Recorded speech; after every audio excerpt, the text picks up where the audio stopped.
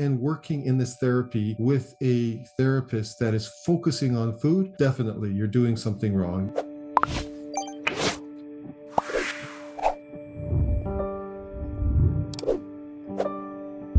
Hi, group.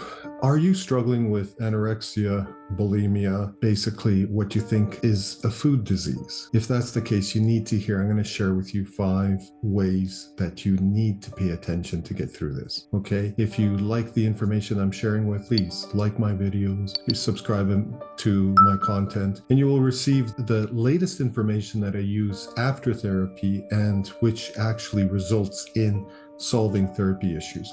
So, for example, anorexia and bulimia are issues that people deal with for many, many years. Typically, it starts off in ladies or girls in a very young age, and they continue dealing with it into their 20s, 30s, 40s. So for 20 years, they could be dealing with this disease. Now, what have I worked with and what have I proved that are key aspects that you need to address is they have nothing to do with food. So if you're going and working in this therapy with a therapist that is focusing on food, definitely you're doing something wrong. You're spending a lot of time and they don't understand what's going on. Second of all, you have to focus in on the subconscious mind and not the conscious mind, okay? When you start focusing on the subconscious, that's like hypnosis and everything. That's when you start to discover and you just start to undergo some change. So the main things that I do in therapy with anorexic or bulimic clients is, first of all, we address issues like self-love. And in these guided journeys, they're shown how they can love themselves,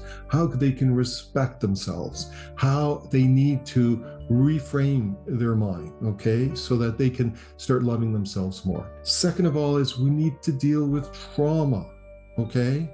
And if you haven't dealt with trauma and you think that trauma is therapy for many, many sessions, you're absolutely wrong. Trauma can be done lightly, easily, quickly. On average, I do trauma release in 3 sessions. So trauma is easy to address, but you can't do it again in the conscious mind. You can't do it by talking through the trauma. Trauma is located in the body. Trauma, their body reacts to the trauma, but trauma is located in your self, in the spirit, and you need to know how to address that. Thirdly, you have to think about transmuting energy. Typically, a lot of people who are dealing with anorexia and bulimia are very much empaths. They know how to connect to energies. And what they're doing is they're bringing in these dark energies into themselves, and then they're trying to take it out through cutting, through other methods. That is not the best way to release this.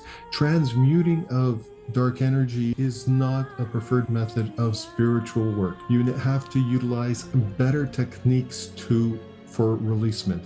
And we are all energy, and we're soaking up this energy. We walk into a room, you feel that dark energy. You don't know how to shield yourself. You're going to be bringing that energy into you. And what happens when you can't process the energy is it can turn into self-loathing, self-hate, self-hurt, mutinizing your own body, thinking that your body has something to do with this transmutation of energy. There is not a single psychologist or whatever that's going to tell you, hey, you should deal with a different way of transmuting energy as a way of getting out of your bulimia or anorexia. But I can see it, I can feel it, I understand it. And my clients who learn how to work with energy, they can feel the release and they stop doing this transmutation, which subsequently does not continue to lead them to this self-destructive behavior. Okay, goal setting. That is the 4th thing that you need to pay attention to, and it's so important. When you have set a goal, when you know how to achieve a goal, when you understand what your mission is in this lifetime, what's your greatest lesson is, you can reframe your mind. You know exactly what you need to do.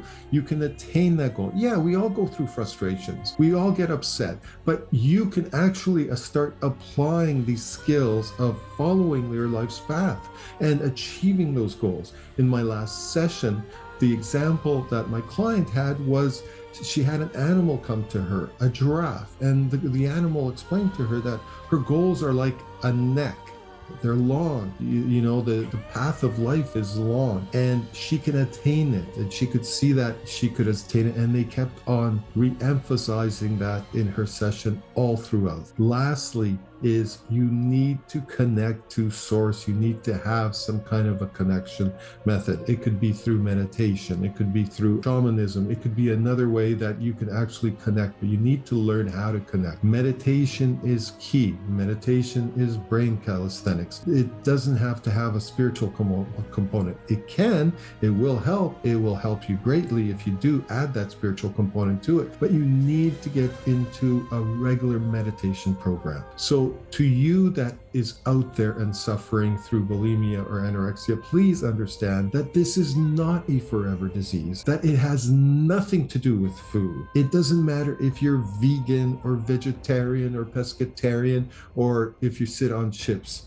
Obviously, good food will mean you'll feel better, but it is not a food-based disease. Now, you use food to harm yourself, but that stems from how your spirit is wanting to harm yourself.